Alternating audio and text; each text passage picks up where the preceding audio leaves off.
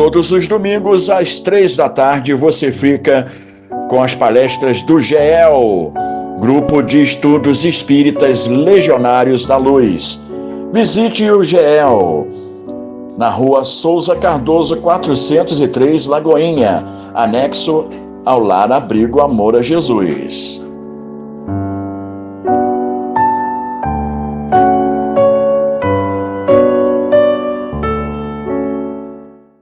Queridos companheiros, uma boa noite. Que seja uma noite engalanada, que seja uma noite promissora e que seja uma noite de libertação de conceitos. Prestei muita atenção nessa comunicação, acho que é uma comunicação, não? Não sei. Ela não sabe, mas é. Eu assumo. Mas que coisa linda, né? Derrubando conceitos, preconceitos, ideias espúrias, que quer dizer ideias ilegítimas, em que muitos ainda professam. Porque é muito cômodo, como ela disse, e satisfatório, que Jesus veio salvar nossos pecados. E qual é o nosso papel nisso? Eu continuo errando porque Jesus vai salvar meus pecados? É esse o caminho? Onde está o livre-arbítrio? Onde está o resgate de minhas dívidas? Onde estão minhas existências pretéritas que deflagraram tantos erros? Onde fica isso? Pois é, mas é muito fácil, muito cômodo sentar naquela zona de conforto e achar que o Cristo vai nos salvar. Ledo engano. Outra coisa que eu observei na leitura, e aqui me lembro de um estudo que eu fiz hoje, para o outro lado do planeta, que eu faço toda segunda-feira. Aliás, quem quiser participar, pode participar. É um estudo que eu faço para o Japão. É um estudo semanal. Hoje estamos estudando o livro Plenitude, de Joana de Ângeles, de 9 às 10, e de 10 às 11 eu faço um estudo sobre o perispírito, que é um estudo excepcional, um tanto complexo. Mas eu estou ali para tirar essa complexidade. E exatamente na leitura que fizemos hoje, a nossa querida mentora Joana de Ângeles nos diz que onde há sofrimento, há ausência de amor. E onde há o amor, não existe o sofrimento. Porque eu escuto com muita frequência, até em algumas literaturas e queridos irmãos da doutrina, que Jesus sofreu por amor. Isto é um profundo equívoco. A dor, ela leu isso, a dor física, que é inerente a todos nós, Jesus sentiu. Ele estava num corpo com toda a sua fisiologia, nervos, músculos, sistema vascular. Não poderia ser de outra forma, porque se Jesus viesse num outro tipo de corpo, isso seria derrogar as leis divinas. Aí está a grande missão de Jesus, vir no corpo, sem precisar ter reencarnado e reencarnou. Que missão! Passar por tudo que passou como missão. Então o sofrimento é algo que está muito ligado ao nosso ego, ao nosso orgulho, porque em realidade é isso. Quando a gente sofre por algo que se antagoniza, que se opõe à nossa forma de ser. Então, se eu sofro pela morte de um ente querido, que é bastante comum, é porque, no fundo, eu não queria que essa criatura desencarnasse. Ou seja, é a minha lei que tem que funcionar ou é a lei divina? Porque chegou o momento da desencarnação daquela criatura tão amada por nós. Então, sofrimento, tiremos isso da cabeça, não é um sentimento que a gente poderia dizer o Cristo ter se apropriado. E a Joana foi muito clara. Jesus vivia o amor incondicional, irrestrito. Então não cabia absolutamente nenhuma réstia pequena de sofrimento. Embora tenha sentido a dor quando foi flagelado, quando foi crucificado, porque ele estava no corpo. Senão ele seria um farsante, passar por todas as torturas que passou e não sentir dor. Então isso é inconcebível, meus irmãos. Sofrimento é um sentimento inerente a nós, espíritos imperfeitos, que vamos sofrendo menos à medida que vamos entendendo. Mas e o alto amor? Uns vão perguntar. Não é algo sofrido? É sim, de início, quando a gente se ama, quando a gente se compreende, quando a gente se aceita, quando a gente se arrepende do que cometemos nesta e outras encarnações. Claro que esse processo de auto-amor inicialmente gera um sofrimento. Gera um sofrimento. Mas à medida que vamos crescendo, ampliando o nosso psiquismo, sendo mais fortes, sendo mais resignados. A resignação é uma palavra-chave aí, que, como diz lá Lázaro no Evangelho segundo o Espiritismo, é o consentimento do coração. É o coração que vai espelhar sentimentos nobres, de aceitação, de humildade, de amor. É o consentimento do coração, que é o chakra dos nossos sentimentos. Mas quando a gente se rebela, aí vem o sofrimento. A gente se revolta, né? Diante de uma enfermidade, diante de uma separação, diante de um abandono, diante de uma rejeição, vem o sofrimento. Porque, no fundo, a gente espera do outro aquilo que verdadeiramente a gente quer. Essa é a grande realidade. Mas, vamos ao nosso tema. Senão a gente se perde aqui, como eu costumo fazer nesta casa de luz. Quantas vezes eu disse, mas Gilson, eu vim aqui com uma ideia precípua para falar algo e falei algo diferente. Ele olhou para mim assim, mas aqui é assim, meu irmão. Saudades que eu tenho do meu amigo. Pois é. A eterna primavera por vindoura, flores da regeneração. Por que primavera? Primavera é a estação das flores. O que as flores nos causam? Um bem-estar, uma temperatura que a gente chama de temperada, sem aquele frio doloroso, sem aquele calor causticante. É a meia estação.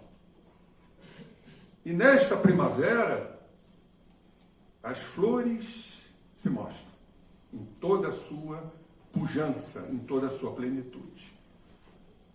Derramando sobre nós aquele aroma, aquela fragrância tão deliciosa. Mas olhem que coisa interessante. Por que eu coloquei flores da regeneração? Indubitavelmente, nós estamos já no momento inicial, ainda muito principiante, da regeneração. O planeta está deixando gradativamente de ser um planeta de provas e expiações. Não pensem que a regeneração vai ser a instância suprema, divina da felicidade, por que não? Mas são espíritos, como diz Kardec, quando nos fala lá da anunciação, são espíritos propensos ao bem. Ou seja, são espíritos que já chegam aqui com a ideia de fazer o bem. São os brandos. que está muito bem expresso lá nas bem-aventuranças. Bem-aventurados os brandos, porque herdarão a terra. E depois vem bem-aventurados os pacíficos, que vivem na paz, como foi lido aqui pela nossa irmã, porque esses serão chamados filhos de Deus. Então as mudanças, não esperem que serão mudanças drásticas, como em nada na vida é drástico. São mudanças lentas, seculares, dentro do nosso tempo, que está se modificando. Tempo e espaço são relativos, como disse Einstein. Então, talvez, se a gente tiver o mérito de retornar a este orbe, reencarnando aqui na Terra, talvez a gente acompanhe essa evolução primaveril, as flores da regeneração. Mas vejam bem, se a gente analisar as estações do ano, elas são, de certa forma, duais, ou seja, elas se alternam em características. Como nós somos criaturas duais. Ainda não somos criaturas uniformizadas, uníssonas, fica mais bonito, vibra num som só. Nós vibramos em faixas de alternâncias, de oscilações. Ora estamos bem, ora estamos mal, ora estamos tristes, ora estamos alegres, ora estamos magoados, ora estamos desenvolvendo o sentimento do perdão, ora estamos nos sentindo culpados, ora estamos começando a nos perdoar. E assim somos nós. Sabem por quê? Porque somos ainda criaturas destoantes nessas dualidades, que em verdade são os condicionamentos que estão em nós. A força ainda poderosa é uma força ainda negativa, para que a gente vislumbre, entenda, compreenda, aceite para modificação, para transformação, que nos cabe fazer. E as estações do ano representam exatamente esse planeta oscilante. Se não, vejamos, nós estamos findando o verão. Acho que agora, final de março, 21 ou 22, eu não me lembro propriamente da data, virá o outono. O que o verão representa? Calor, ardor, todo mundo fica desconfortável, vontade de tirar roupa, tomar sorvete, ficar debaixo do chuveiro, principalmente em algumas regiões extremamente calorosas, como por exemplo o Rio de Janeiro, que eu morei lá. Aí vem a natureza e nos traz o outono. Outono, onde é uma temperatura mais amena, já prenunciando o frio. Interessante, o frio é exatamente o outro lado do extremo. Nos incomoda, faz a gente tilintar, bater os dentes, temos que botar agasalhos, nos dá assim uma certa prostração, porque os dias são mais curtos, as noites são mais longas, para que depois nos abrilhante a chegada da primavera, a eterna primavera das flores, da regeneração, representando a regeneração que já está implantada entre nós. Há uma frase e um espírito que ele diz o seguinte, ele fala da canícula das paixões e a invernia dos sentimentos. Isso representa bem essas estações tão extremas. O que é a canícula das paixões? É o calor excessivo. A paixão não é assim? Algo que nos toma, algo que nos envolve. Perdemos até o equilíbrio diante daquelas paixões avassaladoras. Essa canícula das paixões. E o outro lado, o outro extremo, é a invernia dos sentimentos. O que significa a invernia dos sentimentos? A frieza dos nossos sentimentos. o endurecimento, a rigidez, muito bem representada pelo inverno. Mas a natureza é tão bela que nos dá o esmaecimento dessas estações tão duras para nós, nos chamados enfrentamentos. E aí, a nossa querida Amélia Rodrigues, com a sua poesia tão brilhante, tão romântica, neste capítulo, a eterna primavera por vindoura, que significa que ainda virá o porvir, porque ainda não chegou, tem apenas alguns resquícios, mas que ainda não chegou, por isso ela é por vindoura. Ela diz o seguinte: cada quadra do tempo, quatro estações, caracteriza-se por expressões inconfundíveis da própria natureza. Sucede, como foi falado, uma a outra, suavemente, porque não é assim que acontece. A migração de uma estação para outra é suave. Nós não saímos do outono e repentinamente chega o inverno. Não, é suave. Atingindo o seu clímax, aí numa plenitude de força e domínio de realização. Nesta, ou seja, fazendo uma referência ao frio, ao inverno, caem as folhas. Esmaece a vida, desnuda-se a paisagem. Nesta outra, o frio enregela, as cores alvejam, haja vista aqueles países que nós vamos ver a neve caindo ao solo, é o alvejamento do solo, e a tristeza nos faz essa referência, a nossa querida Amélia, assinalando dores e sombras de noites demoradas. Eu parei para refletir isso. No inverno, realmente, há uma eversão de momentos tristes. O próprio inverno, o cenário do inverno, sem as flores, a rigidez, nos causa uma certa tristeza e até depressão. Existem estudos, nós sabemos, científicos, comprovando o aumento dos quadros depressivos no clima frio. Porque, é claro isso, o ambiente já é propício. Tristeza, porque a depressão também vem muito acompanhada da melancolia, da tristeza, assinalando dores, as noites são demoradas. Aí eu me parei nesse conceito aqui.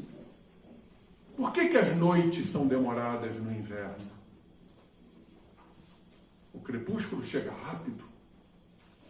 Nós sabemos que no auge do crepúsculo, já no anoitecer, uma glândulazinha que tem no meio do nosso cérebro, para bem dizer do encéfalo, chama-se a glândula pineal. Com a escuridão, ela começa a trabalhar. É a chamada glândula do pensamento, glândula da mediunidade. Interessante isso. Por quê? Porque quando chega o crepúsculo, já chegando o anoitecer, o espírito ele quer se libertar do cárcere, que é o corpo. Por isso a gente dorme. O espírito precisa ir para o seu habitat. Muitas vezes se encontrar com entes queridos, por isso a gente sonha. Às vezes são os pesadelos, são os obsessores. Isso aí vai depender muito da evolução do espírito. Então há uma semi-libertação do perispírito, para que o espírito possa se evadir do corpo e ingressar no mundo espiritual. Agora, acontece um fenômeno bem interessante, nessas noites demoradas, que quando há o desprendimento, a emancipação e até o desdobramento, as memórias afloram. como fala Charles Fritz, numa comunicação para Leon Denis, no livro O Problema do Ser, do Destino e da Dor. O que isso representa? As dores. Quais serão as nossas memórias recentes e algumas passadas? Senão nossos débitos morais. Por isso, os nobres companheiros psiquiatras nos dizem que os surtos psicóticos, esquizofrênicos, depressivos, psicóticos maníaco-depressivos, geralmente acontecem à noite. Porque chegam à consciência daquele que ainda não está dormindo. Pelo processo das memórias que estão nas dobras do perispírito e que afloram. Por isso, agora entendemos o que a nossa querida Amélia quis dizer da tristeza, nesse período do inverno, as dores, as nossas sombras, dessas noites demoradas. Depois, então, tem que haver uma amenização desse processo. É uma bênção divina. Quando os rios voltam a correr, quando exulta o verde primaveril, a terra se enriquece de flores, as flores primaveris, uma bela fragrância. Por isso que é muito lindo, é muito gostoso penetrarmos em jardins. Quem não gosta de um cheirinho da noite, de um jasmim, de uma dama da noite, ou de uma rosa, enriquecimento de flores. E aí caracteriza a regeneração que já está acontecendo. Os frutos amadurecem, ficam pendentes nos ramos oscilantes ao vento. É o vento fazendo com que os ramos se verguem. Os ventos, mensageiros e jornaleiros, nos trazem belas notícias para todos nós, para que tenhamos a esperança. Os grãos também se entumecem no solo levemente aquecido, explodem em poemas de cor, em sons agitados, em dádivas de vida abundante. E os pássaros felizes revoam. Aí, ao inverso, já se ampliam os dias. As noites já são menos demoradas. Para nossa satisfação, sem a gente saber. As noites são salpicadas de círios divinos, são espetáculos nos convidando à reflexão. O vale confraterniza com os altiplanos.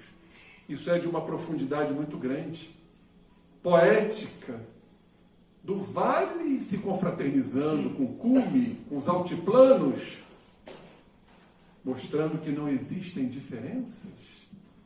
O vale é o vale, o altiplano é o altiplano, mas há uma confraternização. Isto é ou não é uma lição para a nossa fraternidade, para a nossa solidariedade? Somos irmãos e não inimigos mortais. Hoje eu estava lendo, infelizmente, o poderio bélico no espaço dos países superpoderosos. Preocupante isso. A China, a Rússia, os Estados Unidos. O que sobrará de uma guerra atômica? Fica essa pergunta. Falta o amor, falta a solidariedade, falta o entendimento que a natureza nos mostra nessa confraternização entre o vale e os altiplanos. Por isso que ela diz, parece não haver distâncias, e não há, e nem separações. O ser humano hoje vive separado. Não são todos, é claro. Distantes. Das satisfações ególatras, egocêntricas. As pessoas estão, infelizmente, separadas umas das outras, vivendo o seu mundo egocêntrico, autossuficiente. São felizes? Por fim, Quando esta época estival logra a total potência, arde o sol. Vem o verão, o solo se resseca, o pó se ergue em nuvem e a vida novamente começa a fenecer. O dia então passa a ser um todo de fogo, preparando-se ao largo das horas demoradas, o dia, para seguir adiante até receber as primeiras lufadas frias do outono.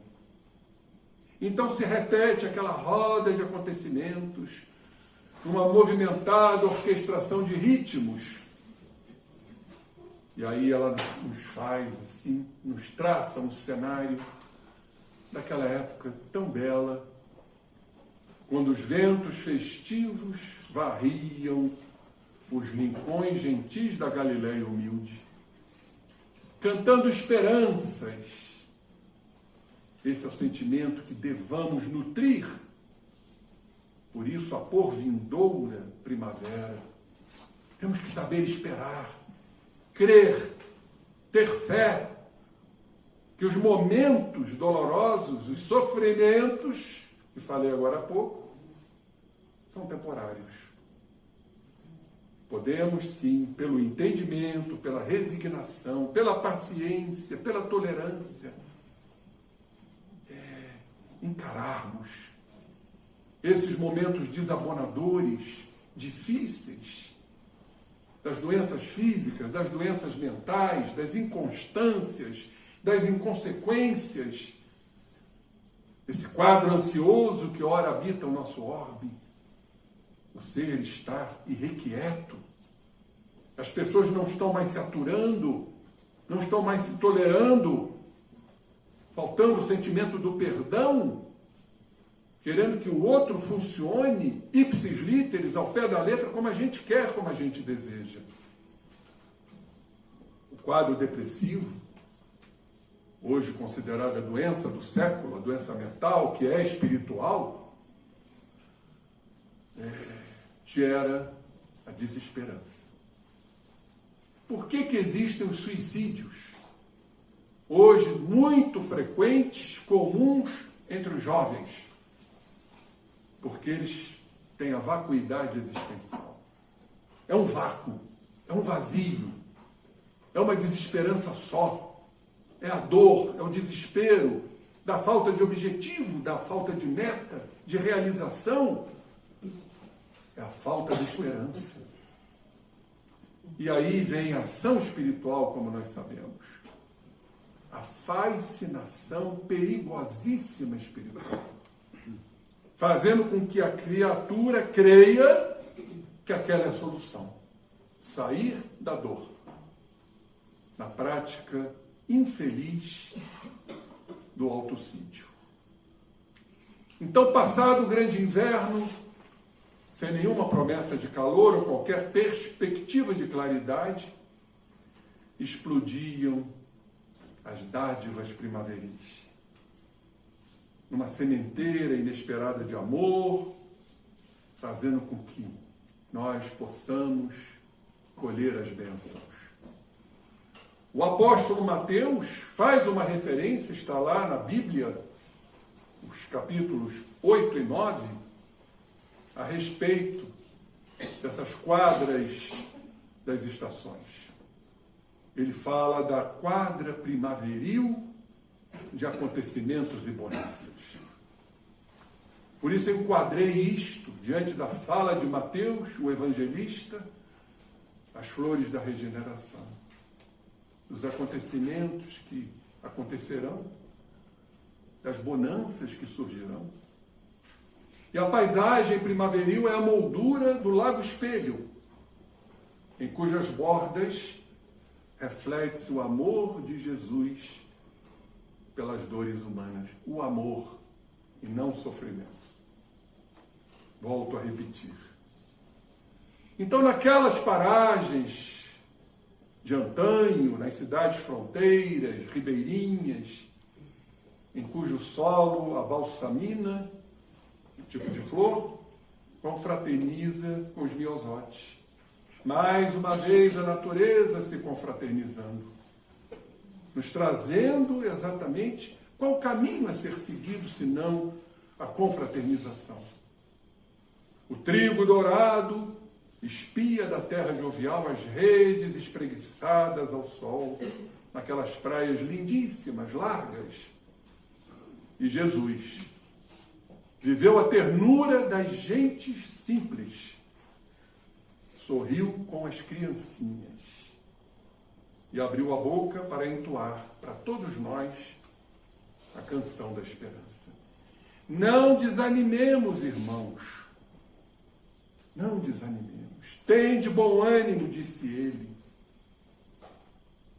Eu venci o mundo e nós venceremos o mundo. Mas que mundo é este? É o mundo interno.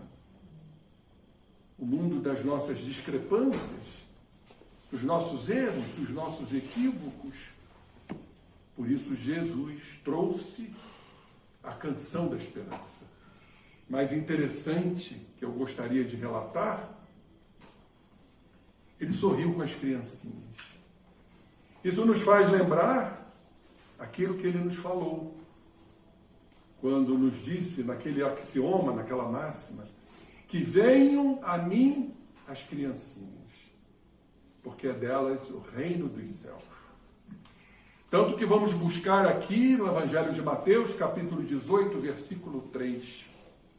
E prestemos atenção nessa lição de Jesus. Em verdade eu vos digo, para todos nós, se não mudardes e não vos tornardes como as crianças, não entrareis no reino dos céus. Então Jesus está a nos dizer que temos que nos tornar crianças.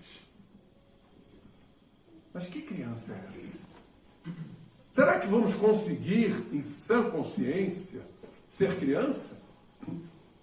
Com as nossas malícias, com as nossas colocações, muitas vezes abjetas, os nossos sentimentos desencontrados, nossas hipocrisias, nossas mentiras, nossas personas que utilizamos para suprir as nossas deficiências, como ser criança?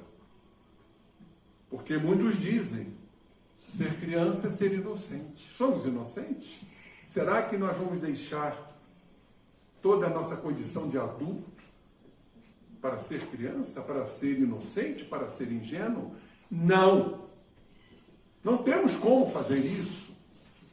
Voltar a ser aquela criança pueril, de 2, 3 anos, aquela criança que chora quando está com fome, chora quando está com sede, chora, está com dor. Criança não mente. E a gente mente o tempo todo, para nós mesmos. Aliás, o termo mentira vem de mente. A nossa mente está sempre mentindo para nos adaptar, para fruirmos vantagens. Então não tem como ser criança. Eu não posso analisar essa frase de Jesus desta forma. Então só há uma saída para a interpretação. Temos que ser como? Como as crianças. Autênticos. É a única palavra que se encaixa aí. É o único termo que se encaixa aí. Agora, o que é ser autêntico? Expressarmos a verdade. A gente expressa a verdade? A gente expressa o que nós somos verdadeiramente? Ou tentamos ludibriar o outro? Para que o outro nos ame, para que o outro nos acalente, para que o outro não nos abandone, não nos rejeite. Então a gente vive mentindo. Então, como ser criança? Sendo autêntico. Ah, mas vão alguns retrucar. A verdade às vezes não magoa, não fere. Não. Então Jesus magoava as criaturas por ser verdadeiro. Conhecereis a verdade, ela vos libertará. Eu sou o caminho, a verdade e a vida. Jesus nunca mentiu. Mas ele tinha, na sua autenticidade, na sua verdade, ele tinha doçura, ele tinha afabilidade. É um pouco diferente, me desculpe, meu irmão, eu chegar para você, vem cá, meu querido, você se equivocou, você cometeu um equívoco, meu irmão, eu te amo, você está errado, meu irmão. Isso tem uma conotação. Agora, se eu disser, cara, você está errado, você está sendo uma criatura mentirosa, hipócrita, eu estou querendo impor, humilhando o companheiro, subjugando o companheiro para me sentir importante. Então vejam a diferença de se falar a verdade. Ah, mas quando a criatura está no leito com câncer, eu tenho que falar a verdade? Hoje a medicina, ela prega isso, falar a verdade, para a criatura se preparar para a desencarnação, caso desencarne. Não podemos mais mentir, companheiros. É um sentimento que nós temos que nos modificar, sermos autênticos. E que mais? Mateus 18,3. Vamos lá em Mateus 18,4. Aquele, pois, que se fizer pequeno, como esta criança, eis o maior no reino dos céus. Jesus. Então, além de autêntico, temos que nos apequenar, como a criança. O que significa isto? Lembram-se do que o Cristo nos falou? Aquele que se rebaixar será elevado. Aquele que se elevar, orgulho, empáfia, opulência, esse será rebaixado. Então, se fazer pequeno é se tornar humilde. E aquilo que eu sempre digo, humildade vem de humus, que quer dizer terra. Humus e humildade. Mas o que tem a ver terra com humildade? Sim, ser humilde é reconhecer a sua condição terrena, de erros, de falácias, de equívocos, de desmandos. Como isso é difícil? É o auto-amor, que em princípio, como disse lá no início, gera sofrimento. Mas sofrimento esse que vai se diluindo, vai se esmaecendo, à medida que passamos a compreender, porque estamos nos compreendendo. Então guardem isto, tentem botar isso em prática. Ser autêntico como uma criança, que não engana. Ser autêntico como um animal, que gane quando está com dor, que esfrega a patinha quando está com fome. Também, o reino animal, isso é autenticidade. Ser verdadeiro. Esse companheiro que pode se sentir magoado, melindrado, porque tu falaste a verdade, um dia irá te agradecer. Uma questão de tempo. E ser humilde. Então estão as duas condições fundamentais, tanto um quanto o outro, são filhos do amor, para o nosso crescimento adentrando o reino dos céus. Autenticidade e humildade. E aqueles sítios de pobreza, de festa natural, as suas mãos crísticas arrancaram das aflitivas conjunturas das enfermidades retificadoras os trânsfugas do passado. O que são os trânsfugas? São que se desviaram do caminho, das leis de Deus. Emulando-os. Emular quer dizer incentivar, para que as criaturas possam competir com elas mesmas para o crescimento moral, porque o crescimento moral é uma emulação, é uma luta interna, pessoal, individual, do que somos e do que pretendemos ser. Como isso é difícil. Não raro, caímos nos mesmos erros, porque isso ainda está condicionado. Joana de Ângeles, no livro Plenitude, baseando-se nos estudos do sofrimento que foram exarados por Buda, chamado Siddhartha Gautama, nos fala dos sofrimentos oriundos dos condicionamentos. Aquilo que está cristalizado em nós. Nós não vamos tirar como se fosse uma peça cirúrgica, fazer a ablação de um tumor com as questões morais. O processo não é este. Seria ótimo, né? Vou tirar todas as nódoas das minhas mágoas e eu serei uma criatura que irei perdoar incondicionalmente. Nada disso. É observar sempre quando estamos nos sentindo magoados, ofendidos, ultrajados, para tentar compreender o outro, ressignificando a atitude do outro, para aí iniciarmos o trabalho magnífico do perdão, assim como do auto-perdão, quando nos sentimos culpados. A nossa querida Nise da Silveira, psiquiatra junguiana lá de Alagoas, foi tema de um filme. Ela tem aí a primeira obra psicografada no livro Reconstruindo Emoções, que amanhã eu vou dar continuidade no capítulo da culpa. Ela nos diz o seguinte: guardem isto, a gênese das nossas doenças, a gênese é fruto da ausência de perdão. Impressionante isto. Enquanto nos ofendermos, enquanto nos sentirmos vítimas do outro, porque é uma situação que muitos gostam, né? Eu sou vítima, o outro é culpado. Nunca sou eu, é o outro que me ofendeu, é o outro que me agrediu, é o outro que falou palavras indignas. Isso nada mais é do que uma transferência psicológica. Enquanto estivermos nesse processo transferencial, a gente não está no caminho do perdão. E, consequentemente, adoecemos.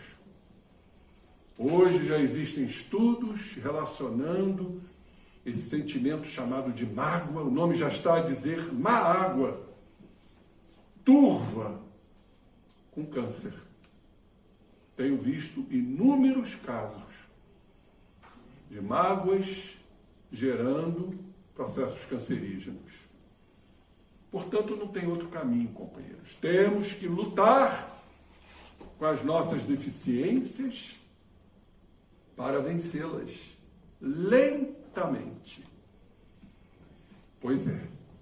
A nossa querida Amélia Rodrigues diz o seguinte: ainda repercutia com profunda emoção, que nos emocionemos, os ouvidos das almas, os artigos e parágrafos em luz e esperança, que é o que nos move.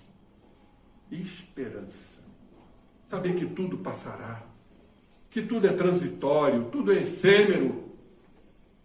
Isso vai nos ajudar a vencer os momentos de dissabores que nos acomete.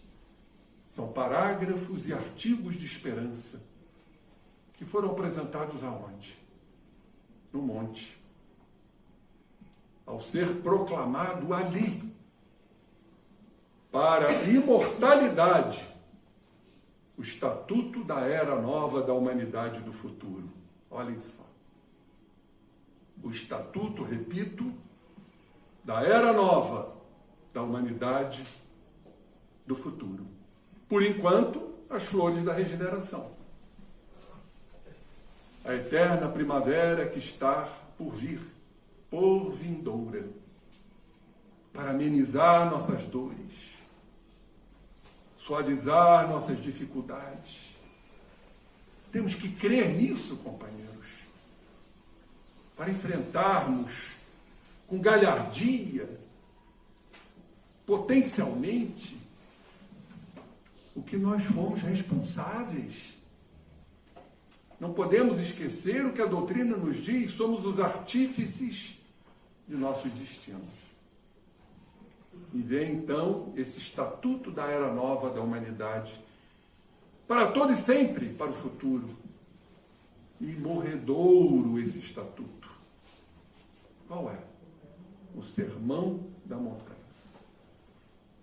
É um convite que faço para que vocês leiam e releiam infinitamente o Sermão da Montanha.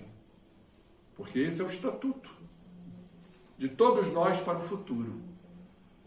Tanto isso é verdade, que eu trouxe aqui uma frase de Mahatma Gandhi, o excepcional pacifista hindu, que disse o seguinte: se perdessem todos os livros sacros da humanidade e só se salvasse o Sermão da Montanha, nada estaria perdido. E não está.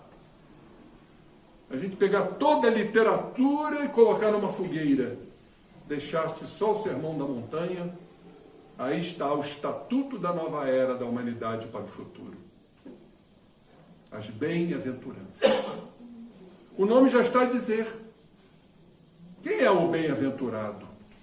É o feliz. Por estar vivenciando as questões da alma, da presença, como foi lido ali, do reino de Deus em nós.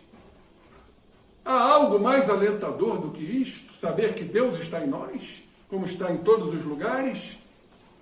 O problema é que nós nos obstruímos, nos fechamos nas cápsulas do egoísmo, nas nossas fixações mentais dolorosas, não permeando as leis de Deus.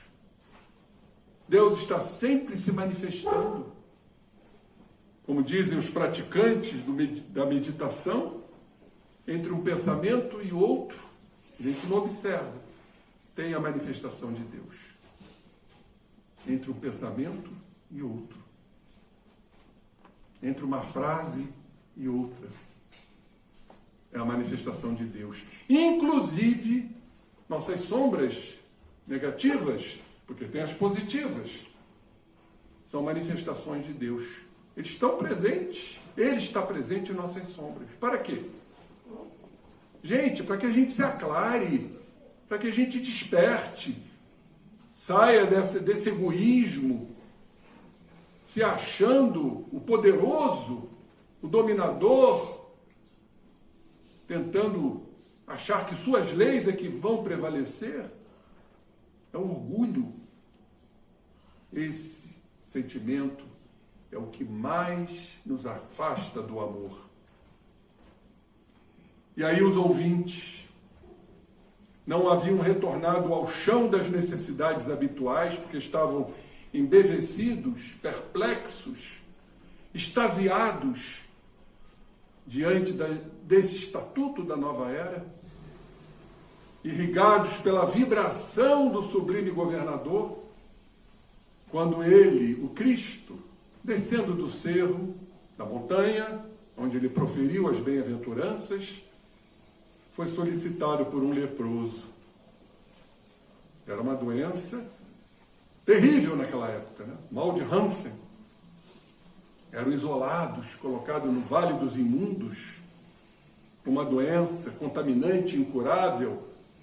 Hoje a medicina derrubou tudo isso. Você, para adquirir, absorver o Mycobacterium leprae, que é o que causa a lepra, tem que ter um convívio de 5 anos com o leproso. Mas naquela época era a doença dos imundos. E esse leproso o adorava, dizendo, o adorava: Senhor, se quiseres bem, podes tornar-me limpo. Jesus quis, liberando o enfermo da sua carga pútrida. A ação do Cristo fortalecia a palavra. Isso é algo para nós refletirmos. Quando o leproso disse: se quiseres bem, podes tornar-me limpo. Como se a responsabilidade fosse toda de Jesus. Muito fácil. Não falamos isso de início? esse grande equívoco que Jesus veio para nos salvar dos nossos pecados, coitado do Cristo. Ter que abraçar os pecados mundiais para nos salvar. Jesus nunca disse, eu te salvei. Nunca. O que ele dizia? Tua fé te salvou. Agora, vá e não voltes a errar ou a pecar, para que não te suceda coisa pior. Jesus conferia àquele curado a responsabilidade de não voltar a errar. Como ele falou para a adúltera, a mesma coisa. Mas então, como é que nós podemos dissecar isto? Jesus tornou o leproso limpo, mas existia nesse leproso a fé. Que tipo de fé? A dogmática de que Jesus salva? Ou a fé raciocinada? Já compreendendo os seus erros. Essa é a fé raciocinada. E quando eu compreendo meus erros, sabendo que esses meus erros foram os causadores das doenças das quais eu sou portador, eu vou tentar reverter isso. Vou tentar reverter isso, para não adoecer mais. Claro que Jesus, então, sem ser milagre, ele conseguiu impor, no bom sentido da palavra, suas energias puras para ajudar o receptor, para ajudar aquele que já estava desenvolvendo a fé. Olhem que coisa maravilhosa. E nós sabemos como tudo isso funciona. Nenhuma a respeito às demais religiões, outros segmentos, mas nenhuma delas tem a propriedade de explicar isso como a doutrina espírita. Vamos lá na Gênese, no capítulo das curas. Como é que funciona isto? Então, o poder do Cristo, as energias crísticas, se conectando com a fé do moribundo, no caso aqui do leproso, promovia grandes prodígios, que foi a cura no caso. Como? Está lá na Gênese. Substituição de moléculas insanas por moléculas sadias. Que coisa linda isso. Então, a cura existe, mas o que tem mais poder nessa história é a autocura. Jesus ajudava. Ó homens de pouca fé, não foi o que ele nos disse? Ó homens de pouca fé. Temos que ter essa fé, essa certeza, essa convicção, a compreensão dos nossos erros que promovem as nossas desditas para o nosso processo de transformação. Porque a verdadeira cura está aí. Sermos melhores, sermos homens de bem, sermos caridosos, sermos autocaridosos conosco mesmo.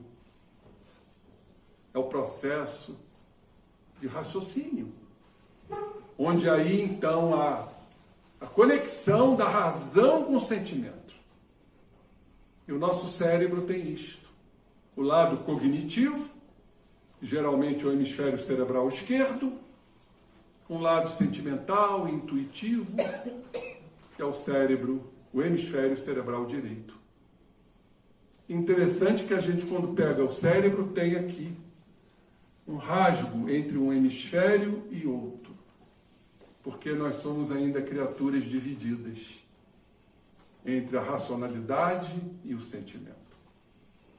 Por isso eu me atrevo a dizer que futuramente nós não teremos essa divisão, porque o homem vai se integrar pela racionalidade e pelo sentimento.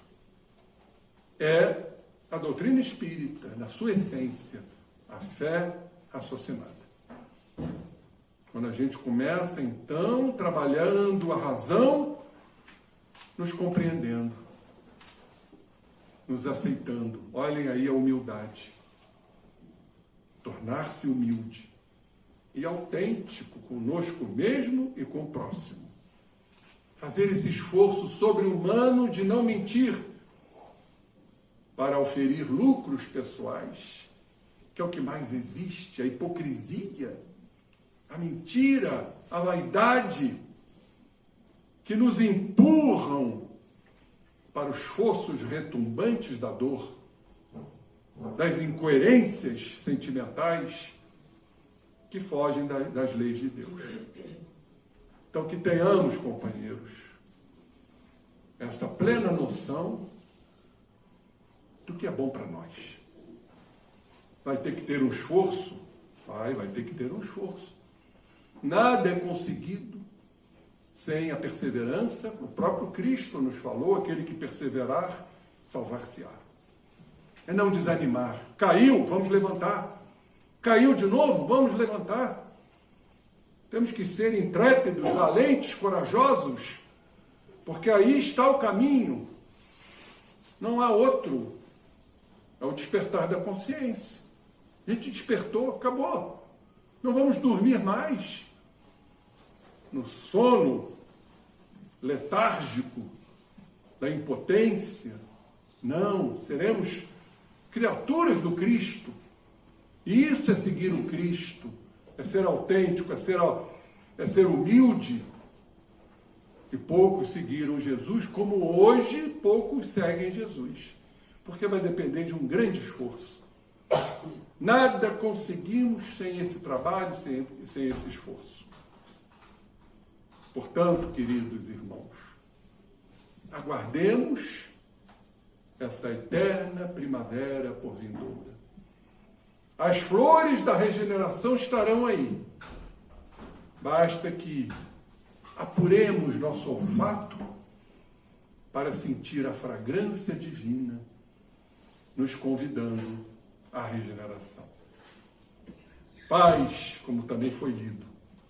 Estaremos em paz, cientes, mesmo frente às dores, um pouco sofrimento, digo eu.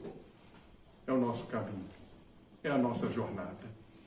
Principalmente entendendo e compreendendo que somos imortais e que um dia alcançaremos a suprema vitória, as culminâncias espirituais, como Jesus alcançou e que nós vamos alcançar. Paz a todos nós, queridos irmãos, criaturas centradas, convictas, de boa vontade. Muita paz.